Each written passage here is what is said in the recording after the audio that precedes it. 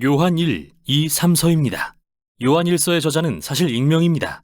한편 요한 2서와 3서는 장로라고 불리는 자가 기록했죠.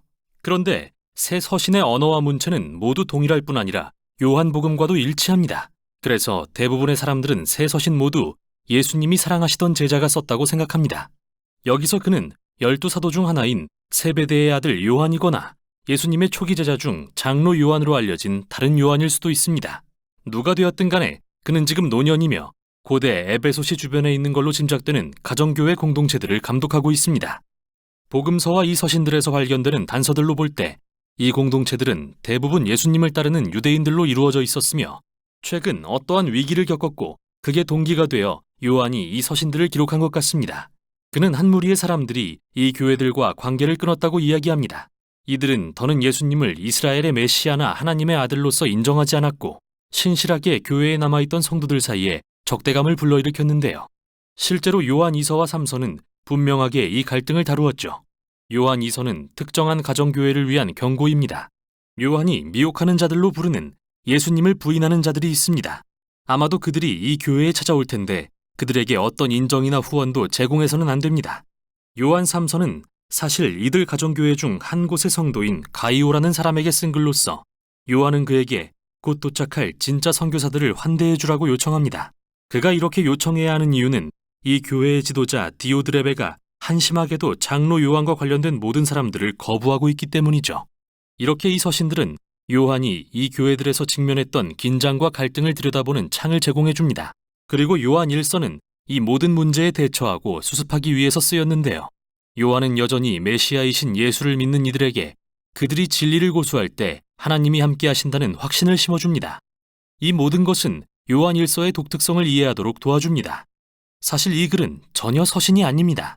오히려 이 교회들에 보낸 시적인 설교와도 같죠. 요한은 자신이 새로운 계명을 전하는 게 아니라고 말합니다. 실제로 요한 1서의 거의 모든 핵심 개념과 단어들은 바로 요한복음의 예수님의 가르침에서 온 것인데요. 요한의 목표는 이 교인들에게 이를 상기시키고 그들이 이미 믿는다고 고백한 내용에 충실하라고 설득하는 것입니다. 요한의 설교는 시적인 측면에서 아주 멋집니다. 그는 자기의 생각을 순차적 또는 논리적으로 전개하지 않고 그 대신 잘 알려진 고대의 수사학 기법인 부연법을 사용합니다. 요한이 삶과 진리와 사랑에 대해 전하고자 하는 핵심 개념은 몇 되지 않는데요. 그는 이 개념들을 순환적으로 반복하되 매번 보는 각도나 강조점에 조금씩 차이를 둡니다.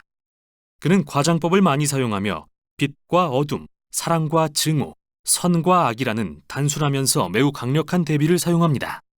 그러나 요한 1서의 단순함에 속지 마십시오.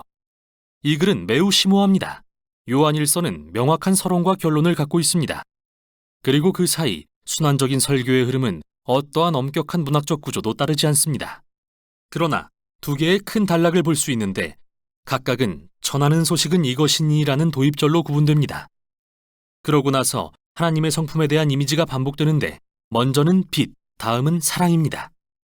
그리고 이 두 단락의 모든 내용은 이 두 개의 핵심 개념으로부터 나와서 거기로 되돌아갑니다. 서론은 요한복음의 도입부와 매우 유사한데요. 창세기 1장과 잠언 8장을 연상시킵니다. 요한은 태초에 하나님과 함께 계셨던 생명의 말씀에 대해 말합니다. 요한에게 하나님이란 아버지와 세상에 생명을 주러 오신 아들 모두를 의미합니다. 그리고 그 아들을 보고 듣고 만진 사람들을 우리라고 부르는데 이는 예수님을 직접 목격한 요한 자신과 사도들을 가리키는 것입니다. 그리고 지금 우리가 여러분, 즉 예수님을 따르는 다음 세대에게 소식을 전합니다. 사도들이 다른 사람들에게 생명의 말씀을 전할 때 그들 역시 사도들을 통해 하나님 아버지와 그 아들과 교제하게 됩니다. 여기서 교제란 헬라어로 코이노니아인데 참여 또는 나눔을 뜻합니다. 사람들이 사도들을 통해 예수님에 관한 말씀을 들을 때 그 말씀은 그들이 예수님과 참된 관계를 갖고 하나님의 사랑과 생명에 진정으로 참여하도록 해주죠. 이는 곧바로 첫 번째 단락으로 이어집니다. 전하는 소식은 이것이니 하나님은 빛이시라. 사도들은 예수님 안에서 계시되신 하나님을 빛이라고 전합니다. 따라서 예수님을 통해 하나님의 생명에 참여하길 원하는 사람은 계속 빛 가운데 걸어야 합니다. 참 멋진 이미지인데요. 그게 무슨 의미일까요? 요한에게 그것은 예수님의 계명을 지키는 일입니다. 어려운 일이죠.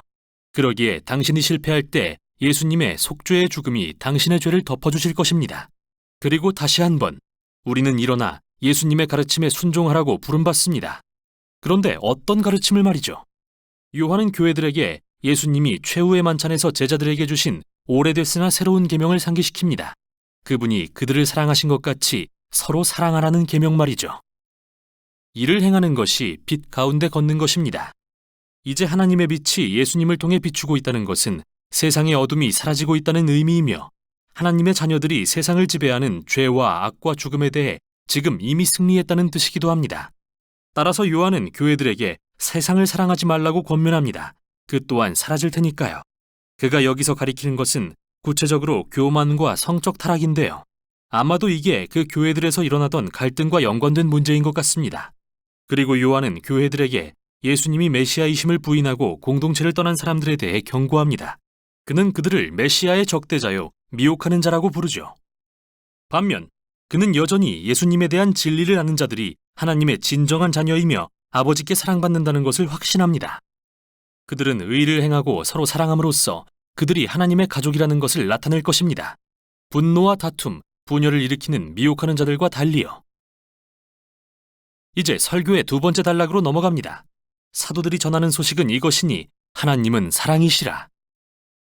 따라서 하나님의 자녀들은 서로 사랑하고 증오를 멀리하며 창세기 4장의 가인과 같이 되지 말라고 요한은 말합니다. 그는 증오에 이끌려 동생을 죽였습니다. 그러나 그리스도인들에게 사랑의 정의는 다른 이들의 행복을 위해 자기 목숨을 희생하는 것이며 그게 바로 예수님이 하신 일입니다. 또 하나님의 자녀들이 그들을 향한 사랑을 신뢰할 때 그 사랑이 그들을 변화시킵니다. 요한은 다시 한번 미혹하는 자들에 대해 경고하면서 이번에는 그들을 거짓 예언자라고 부릅니다. 그들은 예수님이 메시아이심을 부인하면서 자신들이 하나님을 대변한다고 주장합니다. 그러나 요한은 영들을 분별하라고 말합니다. 만일 누가 하나님을 대변한다고 주장하면서 십자가에 달린 하나님의 아들이신 예수님께 주목하지 않는다면 그 사람은 하나님을 대변하는 게 아니라고 말이죠. 하나님의 진정한 자녀들은 모든 삶의 중심을 십자가에 달리시고 부활하신 예수님께 둘 것입니다. 왜냐하면 그곳에서 하나님의 진정한 마음이 드러나기 때문이죠. 십자가 위에서 우리는 하나님의 존재가 완전한 자기 희생의 사랑이심을 봅니다. 또한 그 사랑은 예수님을 따르는 자들이 그와 같은 방식으로 이웃을 사랑하게 만듭니다. 사람들이 이 사랑의 하나님을 만날 때 두려움과 불안은 영원히 사라집니다. 이는 요한이 세상에 대한 승리라고 말하는 것 중에 하나죠. 당신의 가장 심각한 결점과 실패에도 불구하고 하나님이 당신을 뜨겁게 사랑하신다는 것을 깨달을 때 그 사랑은 당신의 삶 전체의 토대가 됩니다. 이 사랑은 십자가에 달리신 예수님을 믿음으로써 옵니다. 또한 하나님이 성령을 통해 예수님에 대해 하시는 증언, 곧 사도들이 예수님에 대해 전하는 소식을 믿음으로써 옵니다. 그리고 하나님의 사랑이 여러분을 붙들 때 영원한 생명이 시작됩니다. 이 생명은 하나님의 임재와 생명 그리고 사랑으로 충만하며 지금부터 시작되어 영원까지 계속될 것입니다.